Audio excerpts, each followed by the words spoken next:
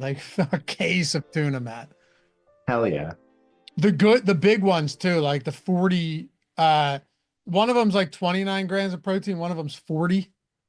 I got That's awesome. got the big 4-0 there. Yeah. Costco's wild with that stuff. Like everything is just bigger and more intense. Yeah, we're live. Hey, good morning. Welcome to the Stokastic.com NFL Showdown strategy show. Fun game today. I'm telling you, man. 9-5 Broncos, 8-6 Chargers. Chargers coming off an ass beating at the hands of the Tampa Bay Bucks. The Denver Broncos, meanwhile, look, they're winning games. Okay, you know they're coming off a couple of wins, but that defense has propped them up nicely lately. 5 takeaways last week. One of them on Jonathan Taylor dropping the ball at the end at the goal line. Adonai Mitchell throwing one that was, I mean, absurd on a trick play. And then the game before that, 2 pick sixes from Jameis. So what I'm saying, Matt Gajewski, happy to have you with me as always.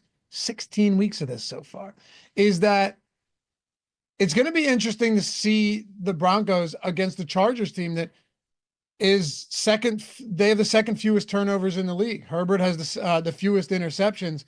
It'll be interesting to see how this game plays out with two teams that, well, the Chargers are a much different team than the Broncos to face recently. That's what I'm saying. Yeah, a lot has changed for the Chargers, especially throughout the season. Coming into the year, everyone thought, myself included, this was a team that wanted to run the ball as much as possible. I'm not sure that's changed, but their ability to do so has declined. I don't know if this is a J.K. Dobbins thing. They have 2 surefire stud offensive linemen at both tackle spots, but their interior is awful. And they've not been able to run the ball, and it's forced them into these pass-heavy game scripts. And they're lucky they have Justin Herbert, who's an absolute wizard and can elevate players. Ladd McConkey's been just fine. When he's played through injury, still been impressed. When he's been out, Herbert's been able to elevate the players around him. So it's an interesting Chargers team. I think they've regressed a little bit on defense. They're still extremely well coached, but they're not the most talented unit just from a player personnel perspective. So even with that regression, still very impressed with the unit. And then just what Denver's been able to put on the field with Bo Nix under the helm. Their defense is awesome. It should be a good game. Not too much on the line playoff-wise. Both these teams pretty secure. But nonetheless, there's still some jockeying for position. I would say Denver's not that secure. They have like a 90% chance to make it. I know, but just hear me out. Okay. 90, I mean, 98. If you're going to give me odds, I'll bet against you that they make it. Why don't you just hear me out for a second, Matt? That's all I ask. That's all. All right. So the Broncos' remaining schedule is in LA tonight. Must-win game for the Chargers. I'm not saying they can't get in still because they can, but like this is an important game. Then you have in Cincinnati against the Bengals. So if the Broncos lose today, the Bengals' path to getting in is that the Broncos would need to lose out. The Bengals are 7.5-point favorites against Cleveland this week with Dorian Thompson-Robinson starting. So let's just say Chargers beat Denver and the Bengals, as 7.5-point favorites, end up beating the Browns. Then you've got the Broncos coming into Cincinnati next week, and then they close out their season against the Kansas City Chiefs. The one spot here, though, would be that if the Chiefs just rest their starters in Week 18, now that it looks like Mahomes is going to play. So obviously, the Broncos have a very good shot at making the playoffs. But that's a tough remaining schedule for the final 3. And the Bengals schedule is a whole lot easier. Yeah, the problem is they can lose all 3 games and still maybe get in. Like Absolutely. if they win one, lock. Yep, but absolutely. In all likelihood, they're absolutely making the playoffs. What I'm saying, though, is neither team's in a position to just mail it in. Oh, I never thought that to begin with. Broncos, I mean, like, you can still improve your position in this. Like, they have the same record as the Ravens right now. If the Ravens drop a game or whatever it is, like, crazy stuff happens in the NFL. Like, the Broncos can certainly improve their position in the playoff race. Yeah, I mean, they're definitely not going to mail it in. They're not going to beat the Chiefs, of course. You're not like going to win the division. You can have a better wild card spot. And the Chargers, I mean, they're a little more tenuous. than the Broncos as far as their playoff position. I still think they're largely in even with the loss. Like they're 73% to make the playoffs with the loss. There's like statistically not much to be gained by winning this game, but it's the NFL. Like you can't be dropping games because crazy stuff happens. Yeah, agreed. And also playoff seeding as well. Just given that the Chargers already beat the Broncos once this year. So either way, it's an interesting game. I'm excited for this one for sure. I also love these type of spots, Matt. Like my favorite type of games are when you don't have any, when it's not a star-studded cast on the field from a showdown perspective, right? Like when we're talking showdown, I would rather these type of games than the ones where you have like where you're basically deciding between all of these 10K plus guys and you have 7 of them on a slate, like an Eagles game against, I don't know, give me another team with The Rams. The Rams is a perfect one. Yeah. Puka, Cup might be $4,000 the next time we see him. But exactly. That's a good example of a team that you're paying up for those guys. Somebody mentioned in chat, that the Monday doubleheader, Matt, was that you needed Abdullah and the studs sucked. Mike, I've mentioned that I never do well on those 2-game slates, and I did not do well again. I got smoked on Monday night. Fortunately, Matt, I don't know how you did. How'd you do on Monday night, actually? I did fine. I was very low on Ritter comparatively to the field. Thought he was terrible, which he is. And then some of the skill position players, like I was very much out on the Raiders backfield. So I had Little, Sincere McCormick. The injury kind of helped me out there, but I didn't think he was a lead back anyway. And the 2 boosts I made were DeAndre Swift and Odunze. One worked, one didn't. So I didn't like win anything, but it was a fine night for me. Ritter didn't matter though. I mean, the Ritter had more fantasy points than the winning quarterback in the biggest tournament. Yeah, it depends what you're playing. No, I'm saying Ritter was probably, if you played them in a vacuum without any of the pass What were their catchers. fantasy scores? What were their fantasy scores? I think like Darnold had 13 and Ritter had 11 or something. And then Caleb had 10 and Cousins had 7. All right. I could be wrong. I know Ritter rushed for like 28 yards and then had that long. What I'm talking about is having Ritter meant that you were probably playing a bunch of pass catchers from the Raiders and not Amir Abdullah. And you could have played Abdullah, but all the like Brack Bowers was no good. Myers came through late, but I don't know. Either way, I'm glad you had a decent slate. I got smoked, Matt, and it didn't matter who I had. So I can tell you that much. But the good thing was all of my bets using Portfolio EV that day, I ended up having a horrible DFS day and still a profitable overall day. I can't ask for more than that. You guys have heard us talk about Portfolio EV a ton recently. And I personally do so because my results speak for themselves, right? I've just had a fantastic NBA season, even better NHL season. I don't even watch these games at all. I couldn't tell you the first thing about knowing how to make a good NHL pick, a good NHL play originated by myself. Impossible. But I'm up like 9K in NHL this year, just from betting in Portfolio V, using the mass entry tool and throwing them in. If you guys are ever interested in doing this, right? If you're like, you know what, I enjoy DFS, but I'd like to see steady compounding returns somewhere else, like Portfolio EV, and I can still sweat the games out and have fun. It is 50% off right now, the entirety of the month with promo code GIFTEV. If you ever wanted to check it, I'm telling you, I couldn't say more good things about this, and that is because I use it every day. I have over 100 bets for today alone. It's taken me 15 minutes to do so. Look in the description, 50% off Portfolio EV. Click that when you check out. Use GIFTEV, all one word. You'll see it on the screen and down there.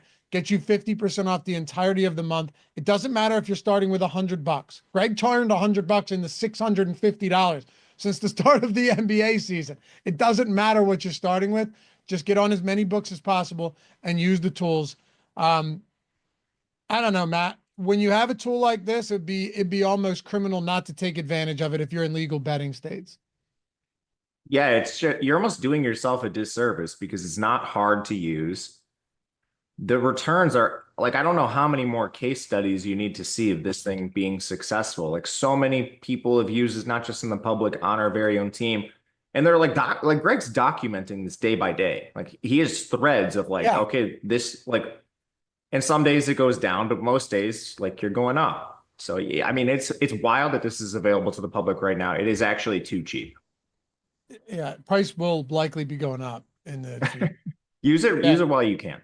Yeah, and maybe we'll lock people into a lesser price. Either way, it's just an incredible tool, and we'd love to have you guys check it out. Join the Discord. We're launching a whole tutorial, portfolio EV tutorial video thing tomorrow as well, so that'll help you out.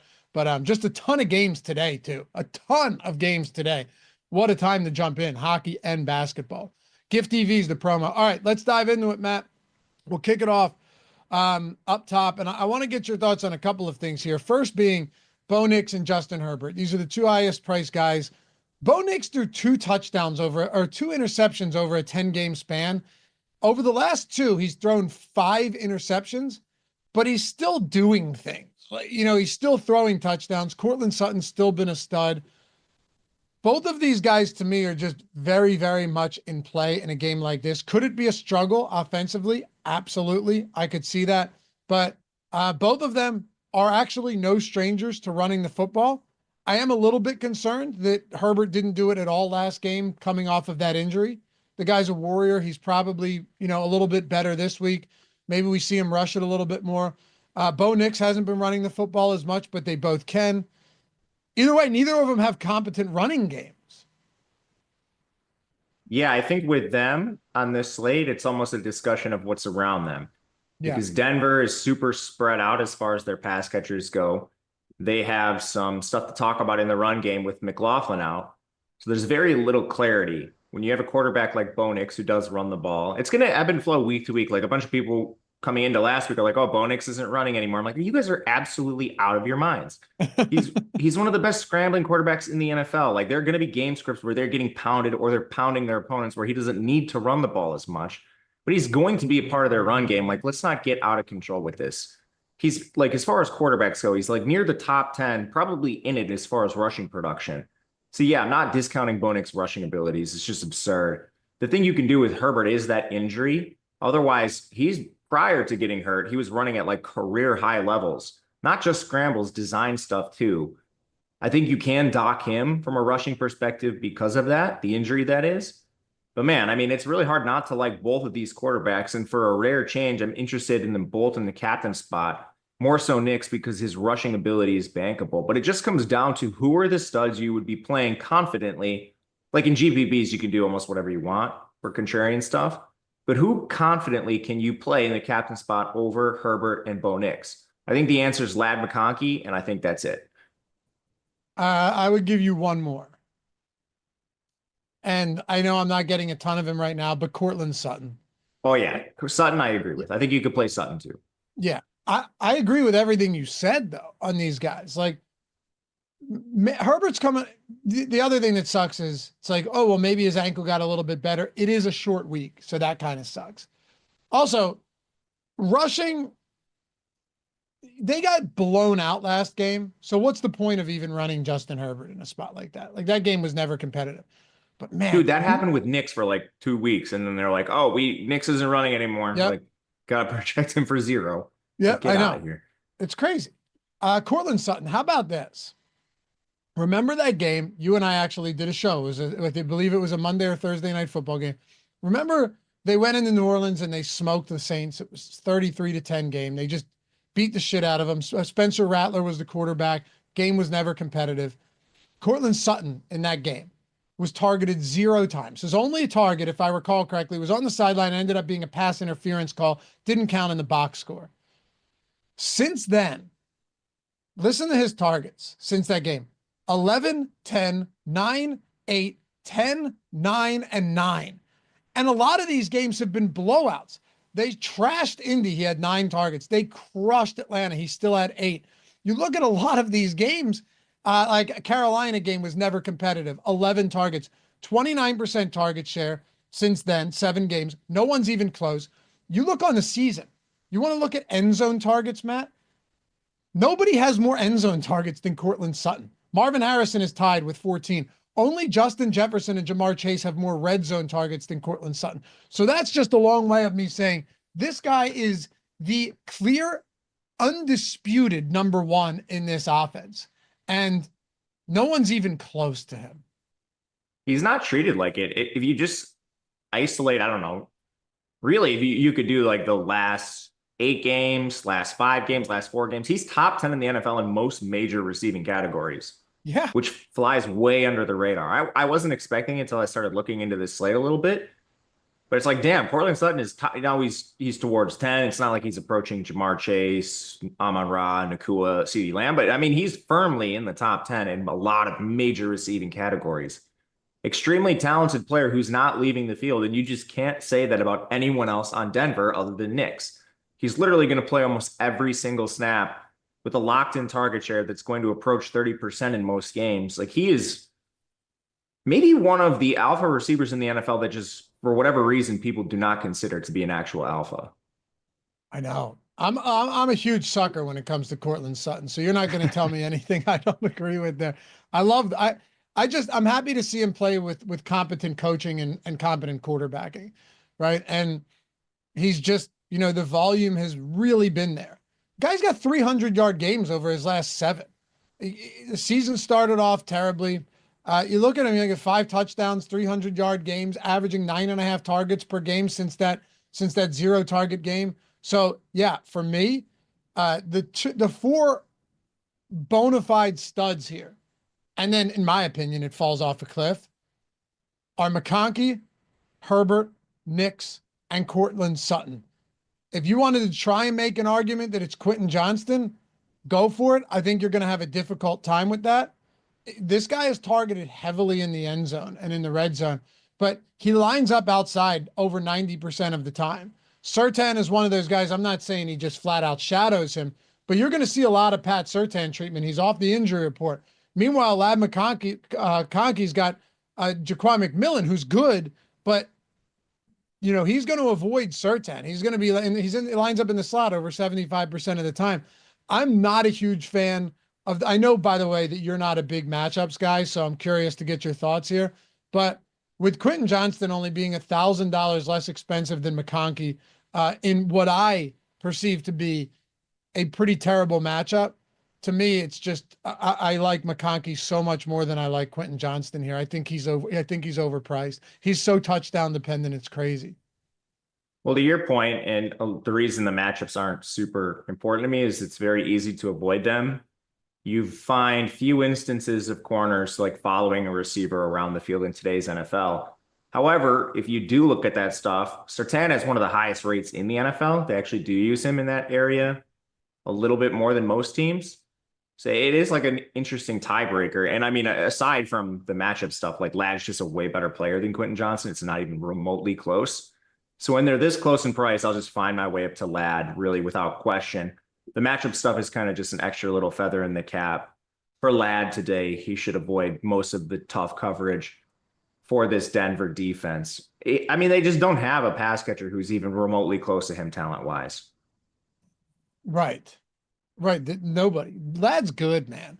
And the thing, too, is that Surtain, I think, has lined up 30 times in the slot all season, which is nothing, right? Nothing at all. It's like, what, 2.5 times per game or something? Or 2 times per game? I don't know. I could see why people might want to get to a guy like Quentin Johnston. I don't think he's going to be super popular. But I think it's not like he's going to be unowned either. And people are looking at those recent games, 7 and 10 targets over his last 2 touchdowns. All of that stuff is going to stand out. For me, I think, Matt, I'd rather, where we have no positional restrictions here, I'd rather just drop it to Stone Smart. Truthfully, how big of a difference do you think there is today between Stone Smart and Quentin Johnston? Because Will Dissly's out. Stone Smart was still targeted 6 times. Justin Herbert looks his way downfield, by the way. And Stone Smart has shown, at least recently, hey, this guy can actually make some big catches. He's less than half the cost of Quentin Johnston today. Yeah, I think it's really how much you think Hayden Hurst plays coming off the injury. So that is, I don't have the answer to that because, I mean, like, it goes two ways. Stone Smart has been practice squad fodder his entire career. He comes in and has a couple decent games with Justin Herbert, who I would put this firmly like on Justin Herbert. He is an absolute kingmaker at pass catcher. Whoever steps on the field with Herbert turns to gold. So, like, is Stone Smart really somebody that's going to continue playing a lot for this team? I personally think no, especially because he can't block at all. You know, out of his 35 snaps, only 6 of them were blocking in their most recent game. We definitely know Hayden Hurst can do that. So, I mean, you're already talking about a guy who is basically like a 50% snap player because of his limitations with everyone hurt. Now you're getting Hurst back. So I just like don't think he's going to play very much. So I didn't think so either. He has a 32.5-yard receiving prop today. Yeah, I would be smashing the under. Hurst does not have a prop. Yeah, it's tough for me to say in this spot. I think I don't know, man. Like, people think he's been good because of the catches. Like, his PFF grade is horrible for their last game, even in the past game. Like, he was an awful blocker on his 6 snaps. But I mean, he must have made some mistakes because he looks horrible, like, according to everything. So I don't know what they're seeing in film.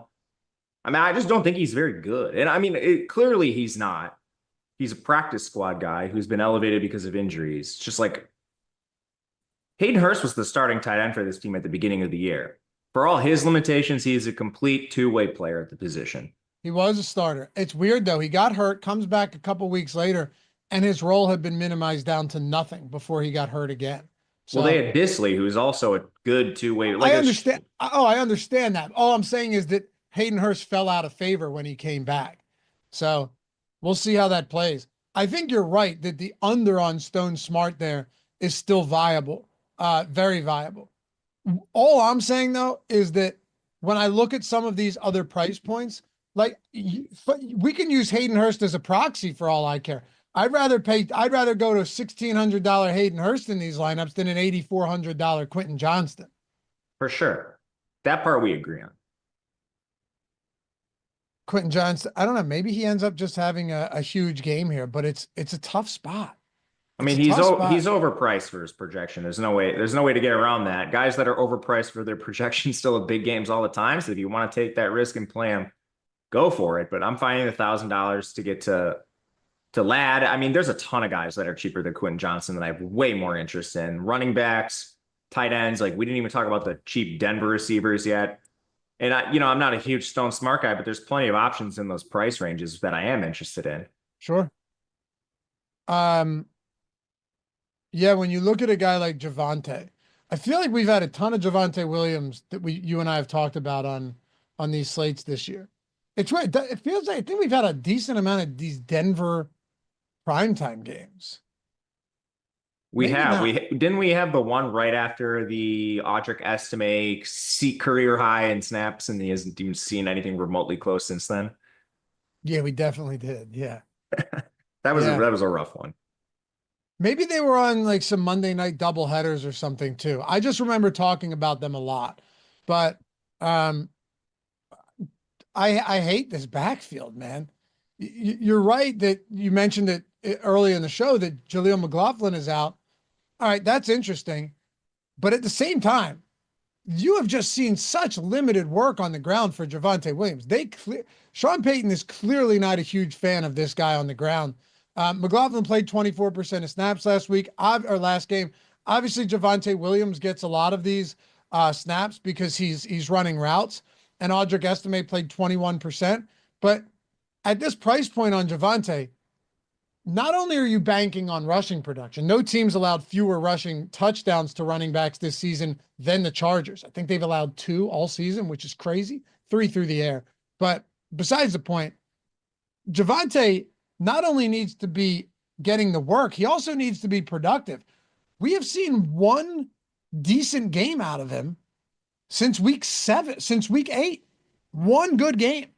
And it wasn't even on big volume. His touch counts are 8, 5, 10, 13, 3, 14, and then he had 21 there. But I'm going from recent to most current to least current. He hasn't been getting the work. So how do you parse out what the touches look like in this backfield tonight with no McLaughlin? I think he's got to be the favorite. Just Estime is a rookie making mistakes left and right. Javonte was the one that came in the last game and handled the majority of the work when we lost Jaleel McLaughlin. Whether it's efficient or not, I think he'll be getting it. Then I think it's more of a question of just alternatives around him. Is that enough at his price? I personally am interested because there are some players up at the top like Johnson that I would rather fade, I guess, for lack of a better term, like come in under the field too. So I think Javonte is the best bet for work in this backfield. And it just comes down to alternatives. Once you get past the big four we talked about, like who is your favorite player?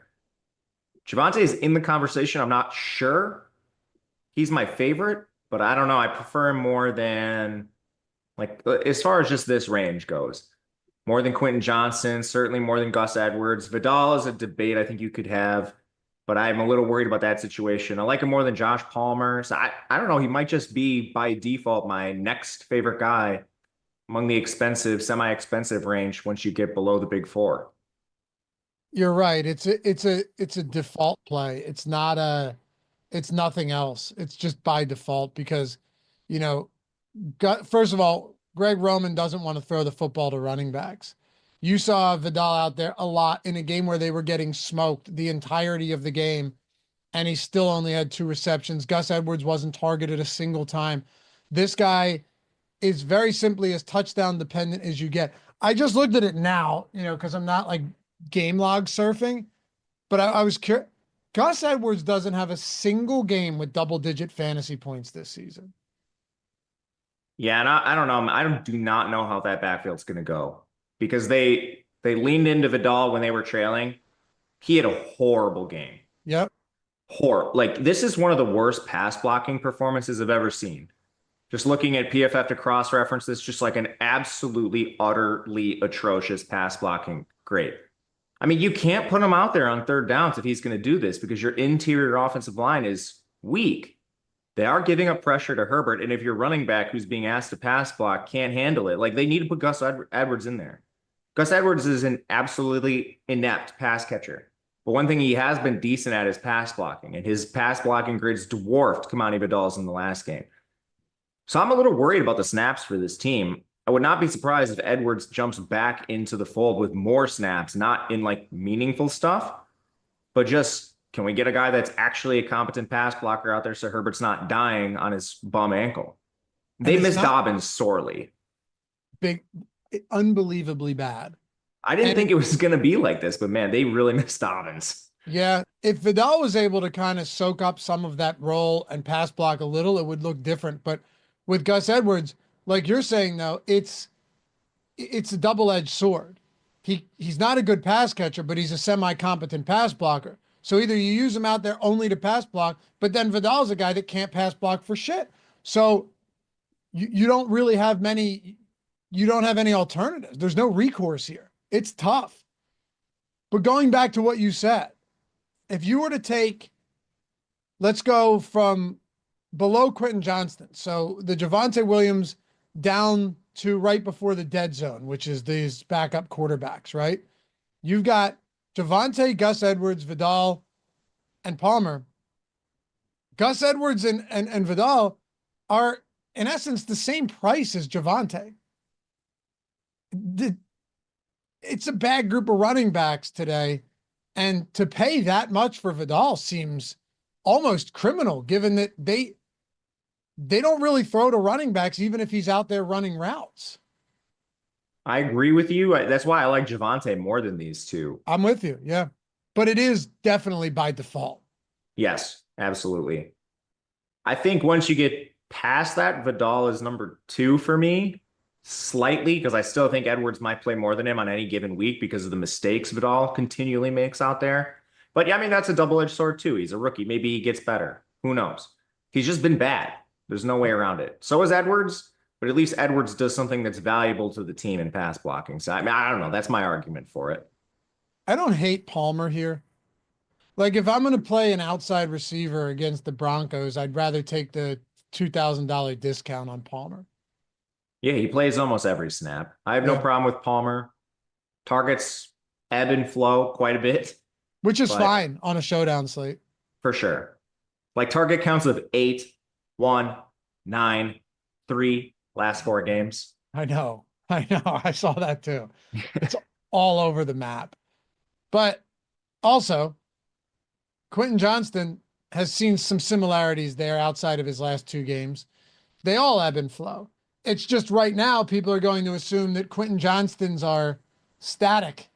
You know, it's just every week 7 to 10, but it's not. It just means that he's had 2 games like that. Whereas Palmer saw 8 2 weeks ago and Johnston saw 7. I don't know. Of course, McConkey was out for that game, but you know, you see what I'm saying. Yeah. If you were to take this below the dead zone, so there's how many guys in the dead zone? Just 4. Heineke, Stidham, Easton Stick, and Zach Wilson. Group of warriors that is. And you get down to like your Audric Estime, Dicker the kicker, Will Lutz, Chargers defense, Broncos defense, Marvin Mims. For those of you guys who aren't looking at the salaries, I'm just going from the 56 down to 4K. Stone Smart, Devon Vele, these type of guys. This gets interesting. I think kicker super in play in a game like this. No doubt about it. Always will be. Plus Dicker's legitimately good. Will Lutz is good. These guys are solid kickers. I'm getting a good amount of them at flex. About 35% of both of them. No problems. Don't intend on changing that. I have trace amounts at captain between Dicker and Lutz, which I don't actually think is all that nuts in this game. 41-point total. Could be low scoring.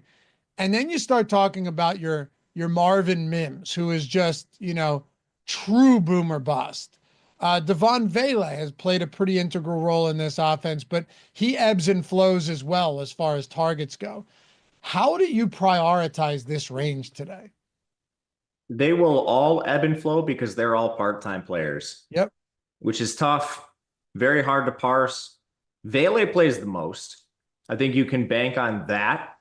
For as volatile as these players have been, targets per route run, individual target counts per games, their snap counts haven't been all that different. Vele's been at or above 60% of the snaps in 4 of the last 5 games. Marvin Mims has been at 25 or below in 4 of the last 5 games. And the max for him was 35% in that span. These players have kind of settled into their roles and they haven't really moved around since then. Out of them, though, Marvin Mims, he plays the least. He still has the highest targets per route, which is extremely tricky to evaluate. But he's a dynamic player, plays a lot on special teams for this team. He's just overpriced at 4.4K when you're going to give me 25% of the snaps and you get a cheaper price tag on Vele, who's going to play 60%. So that's the tiebreaker for me. The routes mirror the snaps in this regard. It's just Mims is targeted a decent amount when he's on the field. So, I mean, he's a contrarian play. I would rather play Vele in this range. And if I'm not playing one of these two, it's probably just punt all the way down to a guy like Lil Jordan Humphrey. Or what about punt all the way down to Hayden Hurst? You could punt all the way down to Hayden Hurst. You need to make a decision how much you think he plays. It seems that I'm a little bit more aggressive than people right now in Hayden Hurst. So we'll see where he comes in. Honestly, like for the Stone Smart Hayden Hurst discussion, I didn't really get that much Stone Smart on the first run to begin with. And I think that's largely just because he's priced up. So yeah, I mean, maybe I'll give Hurst a little boost. I mean, I was almost dead even to them both on my first sim run as of this morning. Part of that is price. Stone Smart is more expensive than Hurst. So I guess my point with these two guys is if you think it's a little closer than the props indicate, you should probably give Hurst a little boost. I guess what I was looking at too is if you take a peek at Hayden Hurst, even in the games he had played, he wasn't all that involved as a pass catcher. What do you think the likelihood is that you just see a lot of 2 tight end sets with Stone Smart as the pass catcher and Hayden Hurst blocking? Do you think that is something that's somewhat viable in a game like this? They'll definitely use that on a handful of plays. Almost every team does. But I mean, Stone Smart, he lines up like a third of the snaps out wide or in the slot to begin with. He weighs like 225 pounds. He's not a true tight end. Yep. He's like a Mike Gesicki out there. So do you think he plays more than and the other thing too is like he has to play basically in the slot. He doesn't play a lot out wide. In those alignments, he's pulling Lad off the field or Lad's moving out wide. Like how these configurations don't make a lot of sense. And maybe they do something weird they haven't shown before. Teams will do that sometimes, but it's like who's coming off the field to accommodate Stone Smart? I just don't see him doing that a lot. All right, so hold on. He played 67% of snaps last week, 88% for Lad. What did the alignments look like last week? Stone Smart had his like career high in line, which makes sense because they needed a tight end. The individual snaps for him last week in line, he played 21. So he had how many offensive snaps? 44 or something? 34? 35. 35. 21 in line, 11 slot, 3 wide. Okay. All right. Makes sense. But that was essentially like the same amount of inline snaps that he'd played all year to that point. Yeah. You might be right here. He just can't block, dude. It's like when he's on the field, you know exactly what's happening. And Herbert's probably taking a sack, especially if it's Smart and Vidal. Man, because we know that Hurst is expected to be activated. Like he's going to play. It's just in what capacity do they use these guys? I don't know, man. Yeah. Like Smart is playing out of position at tight end. He's a receiver. If you wanted to make the argument like he plays more than Palmer or something, sure, I don't see it, but it could be the case. I don't see that. Palmer's kind of been, he's been kind of a staple in this offense for years. Even when they had other guys, Palmer was always kind of, the reliable guy that's going to be on the field. Yeah, I'm just struggling to see where the snaps come from. Like he's probably minimum going to play like 30%, which is still decent. But it's like last week he was at like 55%. What was his actual snap count? 67. Okay, how does he get to 50? The only way he gets to 50 is if Will Dissly barely plays.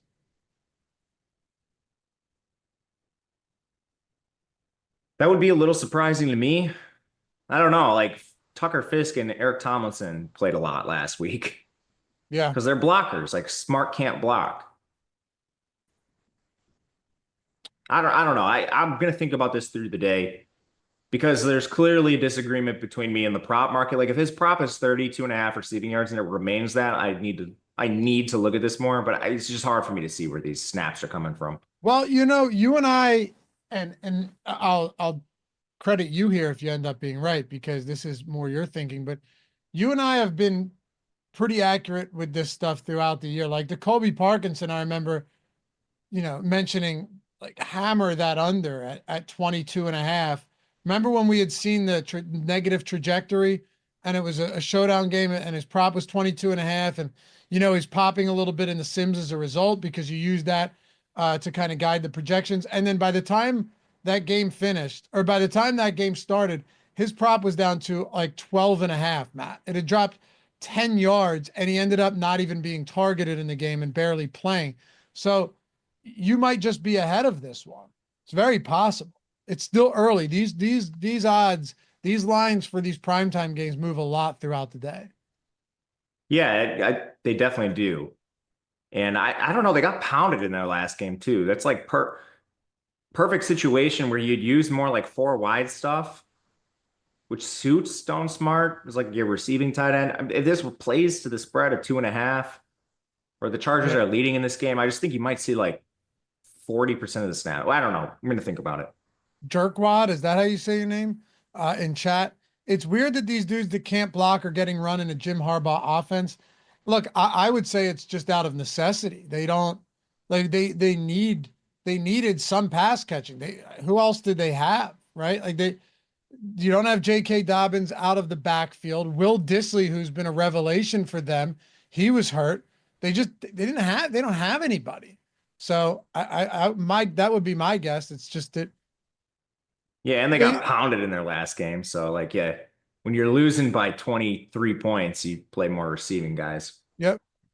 All right, let's get into some value here. Of course, we got live before lock tonight. Greg Ehrenberg, myself, take you all the way up till the kickoff, 8:15. Matt, guess what though? We try and do things for the people around here, make it easy for them to jump in on anything we've got going on. Right now, we just launched a promo with the promo code CELEBRATE. Very simple. Celebrate at checkout. Link is down there. It's the first one in the description. Jordan will throw it in the chat.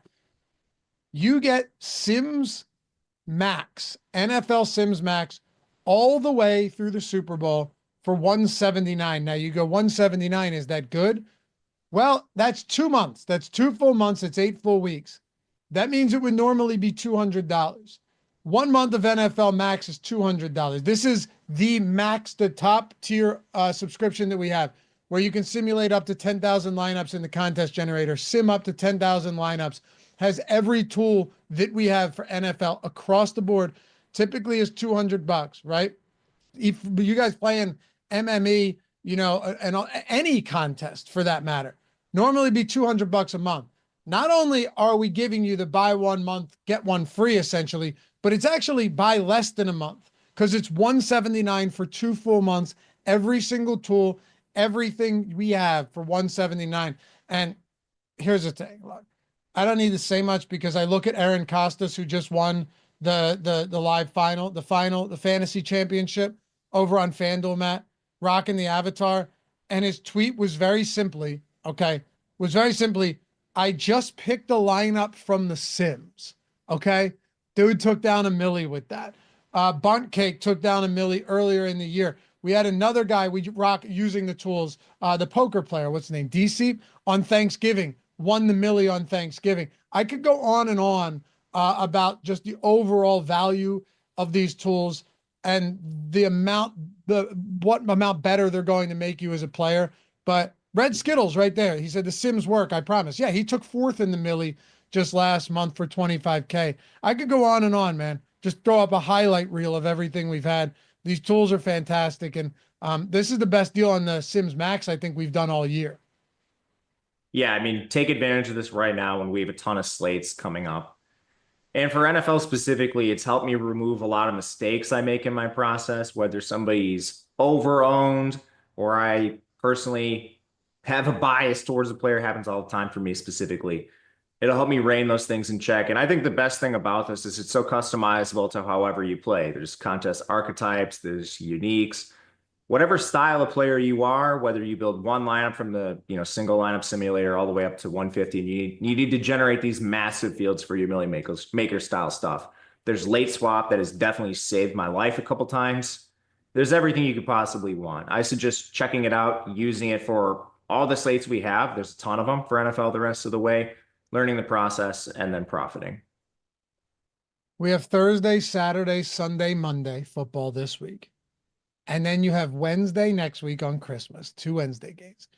Thursday again, Saturday again, Sunday and Monday again. Dude, that's insane. We have football all but like 3 days over the next 11 or something like that. Yeah, man. Even in the playoffs, they're stretching it out and giving us Monday wildcard games. I know. Nuts. I love it. Anyway, use the code CELEBRATE at checkout to grab that.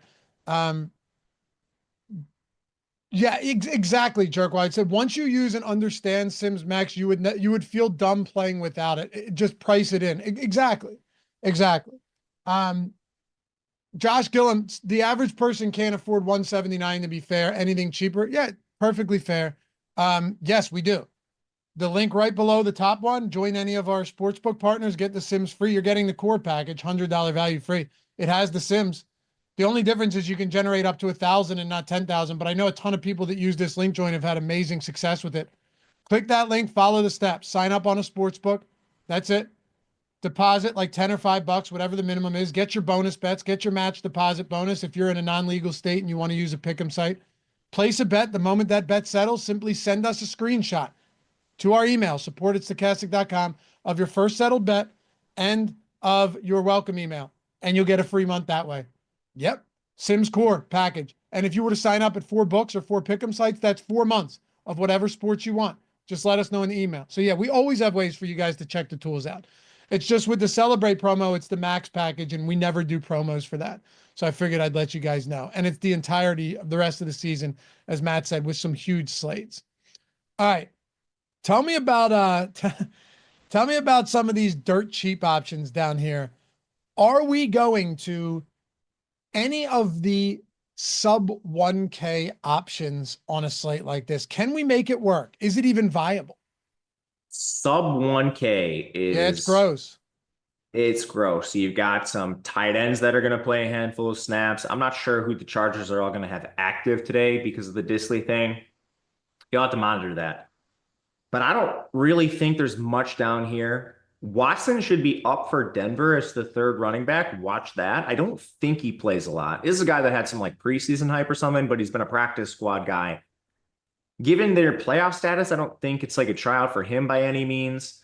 Otherwise, I think you got to go to Little Jordan Humphrey at exactly 1,000 as probably your cheapest viable option that you'd actually consider playing. His role is locked. It's about 40% of the snaps. He doesn't have a great targets per route run, but he's $1,000. So, I mean, there's actually the question you could ask, like, would you rather have Marvin Mims or Little Jordan Humphrey? Yeah, the target per route run is quite a bit worse, but you save the 3.4K. I think that's a reasonable question to ask. That's, I think, as cheap as I'll go, and the only really, truly viable guy, 1,000 or below, unless you want to throw a dart in like a Millie Maker style tournament. What about Troutman, Atkins, and Lucas Krull? Lucas Krull's $1,200. I don't understand the Atkins price point, being that he's, you know, he's twice the cost of Krull. I'd rather just go to Lucas Krull there, for sure. Adam Troutman at 3,600 to me is pretty wild as well. There's no real differentiation between these guys outside of Troutman playing a few more snaps. I know Lucas Krull doesn't play a ton of snaps, but from a target perspective, like if you were to just project targets here, there's not a single one of these guys that you're like, yeah, I think he should get more targets than the next. Lucas Krull would be my guy at 1,200. I would just pay all the way down between that trio of tight ends and go to him. And by the way the results that I'm getting right now, I have a little bit of Lucas Krull.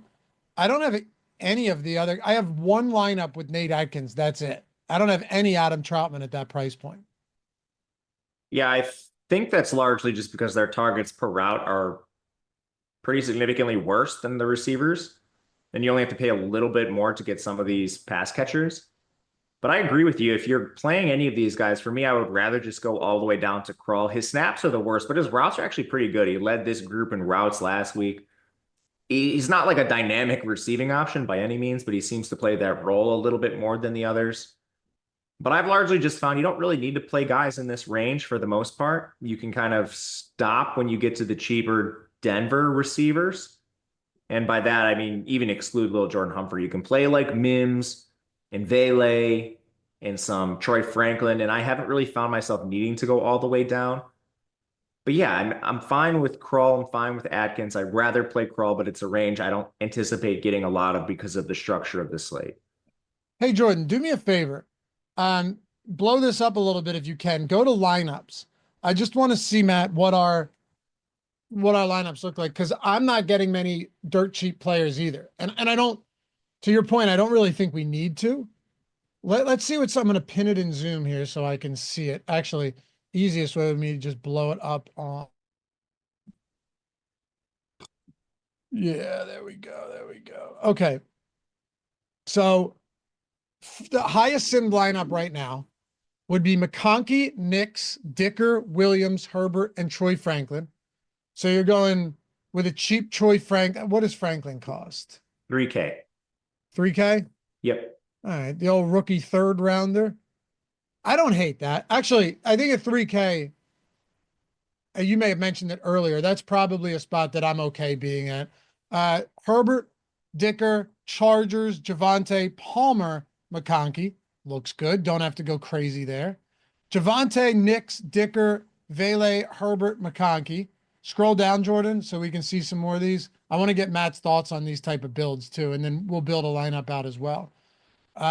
So if you scroll down a little bit, then you're starting to get to, let's see, Cortland Sutton, Knicks, Broncos, Williams, Vidal, Lutz, Herbert, Dicker again, Javante, Palmer, Ladd, Will Lutz. So 2 kicker spot. Javante, Bo Nix, Cortland Sutton, Vele, Herbert, and Will Lutz. It's a lot of that, but I don't have any issues there at all. I prefer that build to the, let's use Lil Jordan Humphrey. So I don't know, a 2v2 would be something like Lutz and Vele to Lil Jordan Humphrey and like Kamani Vidal. I don't think the upgrade you're getting by going down to the Little Jordan Humphreys is worth it in most situations. If you're running 150, you'll almost by necessity run into some of those builds just naturally. But if you're playing 1 or a couple or 20, I'm going to focus my attention on the builds that are more on your screen right now than the punts. Jordan, can you go to exposures?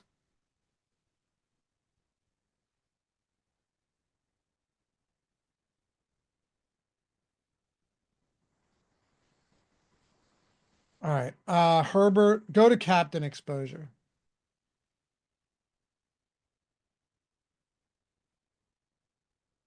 Okay, so that's double digits to all of the guys we kind of talked about being in there, Matt.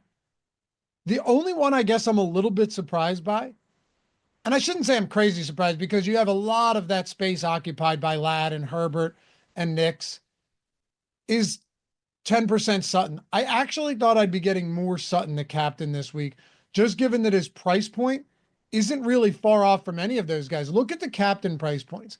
14-1 for Ladd, 14-7 for Herbert. I'm going to exclude Javante for a second. 15K for Nix and 14-4 for Sutton. So it's not like you'd be paying an extra premium for Sutton compared to these other guys. And he's been, let's be fair, just as involved, if not more involved in Ladd McConkey from a target perspective. I think if you're going to make a case on any player today being underprojected, that's in the prop markets everywhere. And we obviously use Vegas data, props, and everything in our projections. That's all taken into account. Sutton has been outperforming those expectations through most of the year at this point. Some of it's on efficiency, but he's just an efficient player. If you were going to make a boost on anyone in this game, I think Sutton would make sense. To me, I think I'm not sure if I'm going to do this. The 2 boosts I could see making are to Hayden Hurst and Sutton. Sutton has kind of just been better than the props all season long, and there's a chance because those are, past looking, they might be a little late on some Sutton resurgent stuff. I see it. Absolutely. Yeah, I'm gonna probably give him a little bit of a bump there. Doesn't have to be bump crazy. the Chargers back too, but I just don't know what I'm gonna do with that. Wait, say that again. If you're gonna make a third boost, you could maybe try to figure out something with the Chargers backs, but I do not know how that's gonna go. I don't know what to do with that either. I don't know what to do with that either at all. It's nasty.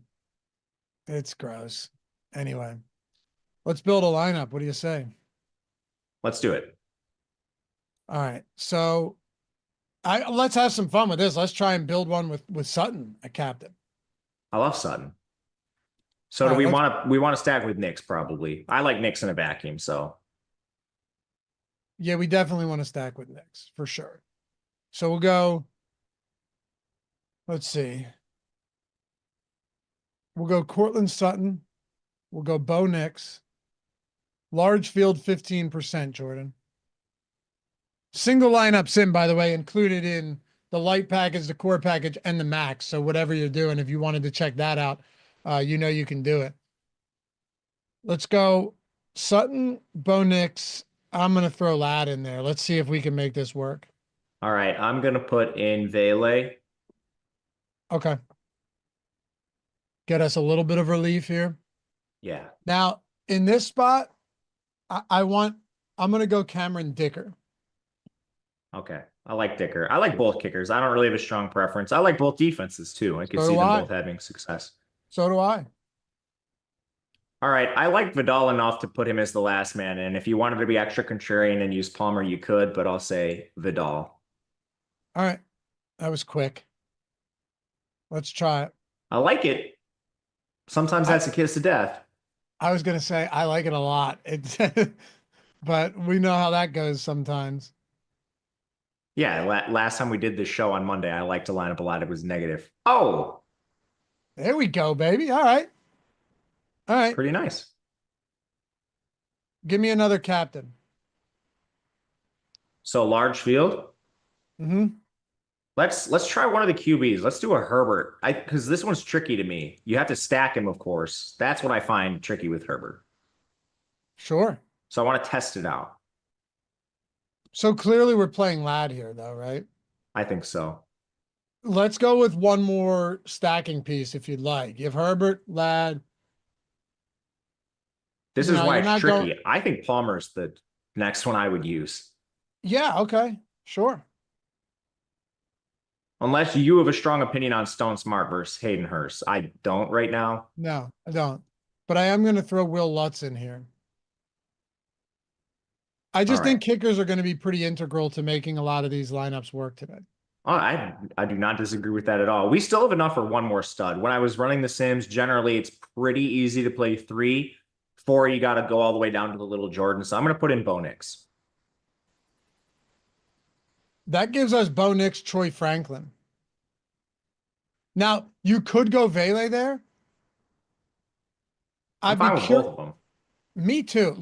Jordan, try it, run it with Franklin, right? And then take him out afterwards and run it with Vele. I want to see how much of a difference one of those cheap players makes in the Sims right now. There's a 3-3, by the way, Matt. This is the fun stuff to test, especially with like the salary leftover component with the Franklin stuff. So now it's like you get a little bit of a picture. How contrarian do I actually need to be with salary on the table? Yep. 100. Yes, exactly. That's why I wanted to try this, because with main slates, you're not worried about leaving salary. Jordan, now run it with Vele instead of Franklin. Let's see how much of a difference something like this makes. This is literally just a 1v1 swap from Franklin to Vele on the same team, both at the same position. We were what, 35% before? Yeah. Wow. That's nuts. Wow. That's incredible.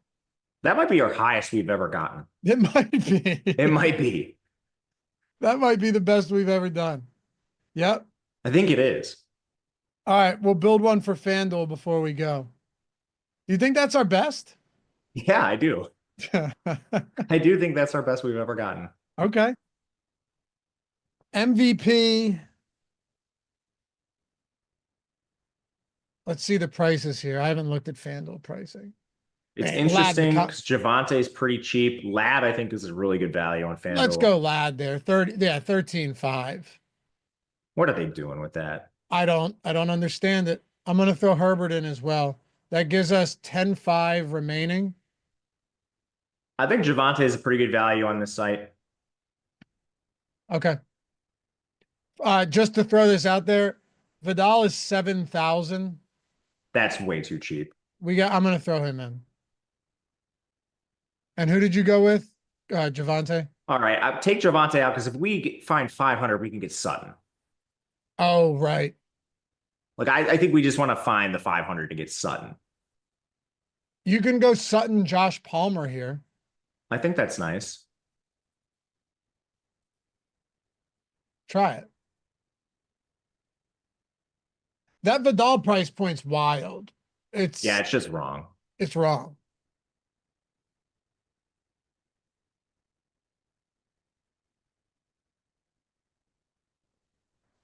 The guy we've been talking about the whole time. No, Vidal, 7K. Yeah, throw that in.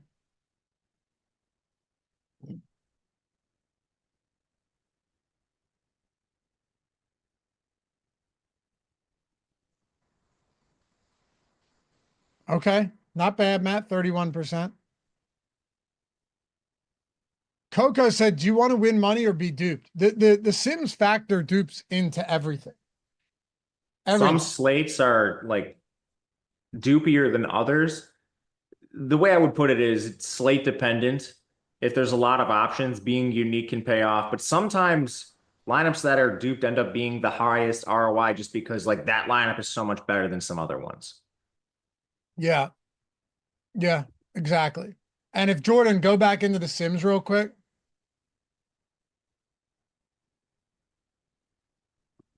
Oh, Chris said that he was talking to somebody else in chat. Got you, got you.